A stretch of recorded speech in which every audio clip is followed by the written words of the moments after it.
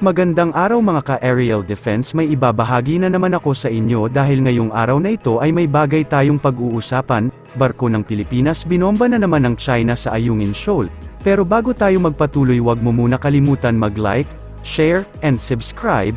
Paki-follow at like muna ng aming page na nasa description na ang link. Mariing kinundena ng gobyerno ang panibagong insidente ng panghaharas ng China Coast Guard sa barko ng Pilipinas, na nagsagawa muli ng resupply mission sa bahagi ng Ayungin Shoal kung saan naka-station ang BRP Sierra Madre. Kinumpirma ng National Security Council na kaninang 7:30 AM ng umaga nang muling tinangka ng China Coast Guard at Chinese Maritime Militia na harangin ang barko ng Pilipinas kung saan nagsagawa pa ang mga ito ng napakadelikadong maneuver.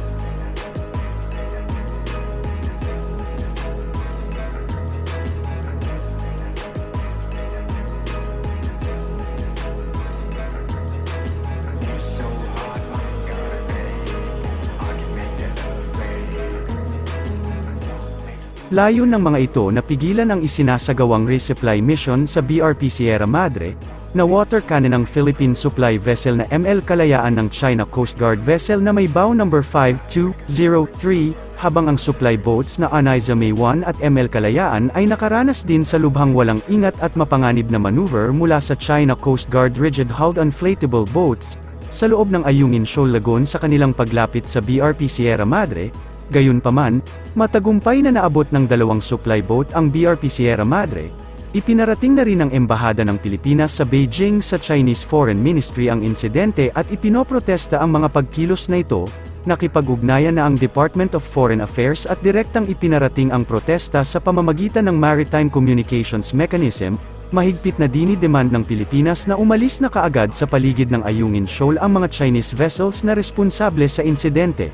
Ayon sa National Security Council, ang sistematiko at pare-parehong paraan na isinasagawa ng People's Republic of China ng kanilang mga ilegal at irresponsableng pagkilos, ay naglalagay sa tanong at kaduda-dudang katapatan ng mga panawagan nito para sa peace dialogue. Ang gobyerno ng Pilipinas ay nagprotesta sa ika-58 na pagkakataon ngayong taon sa mga aksyon ng China sa West Philippine Sea, kabilang ang kamakailan at ikalawang pag-atake ng water cannon sa isang supply boat ng Pilipinas.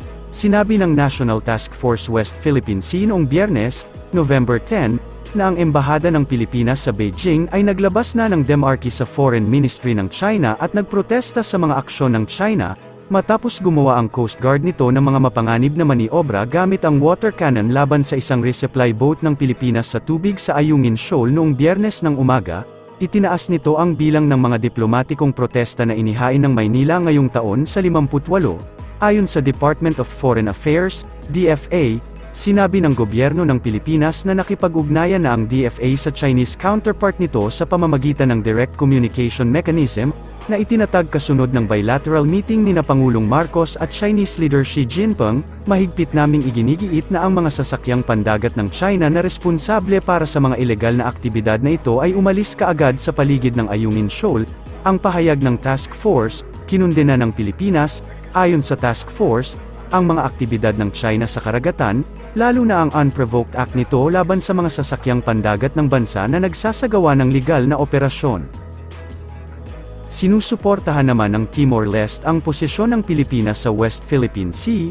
Inihayag noong Biyernes ni Pangulong Ferdinand Bongbong Marcos Jr., na una niyang nakipagpulong kay Timor-Leste President Jose Ramos Horta sa Malacanang, kung saan pinag-usapan ng dalawang lider ang mga larangan ng pagtutulungan.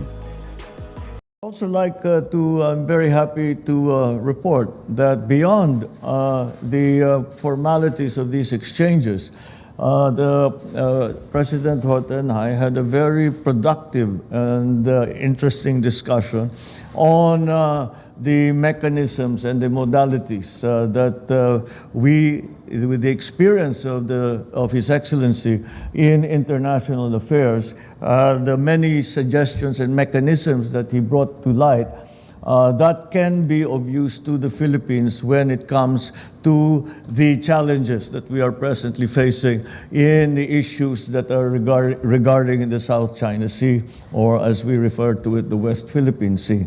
And this is that is why it is with gratitude that we also have received the expressions of support from the President for the Philippines in terms of the rules, our adherence to a rules-based international law, to UNCLOS, and of all of the different issues that we are facing, geopolitical issues that we are facing around the world. Once again, the experience of the President has shown what the Philippines can do to further our discussion and our argument as to the continued adherence of all parties to a rules-based system and international law, and for rules-based system and international law. And for that, I thank him very much. And on Para sa mas madaming update tungkol sa ating defense, abangan lamang ang aking mga bagong video. Para naman sa mga gusto magpa-shoutout, mag-comment lamang po at share, paki-follow at like muna ng aming page na nasa description na ang link. Huwag mo na rin kalimutan mag-like, share, and subscribe. Pindutin mo na rin ang bell para updated kayo sa aking mga video. Maraming salamat po.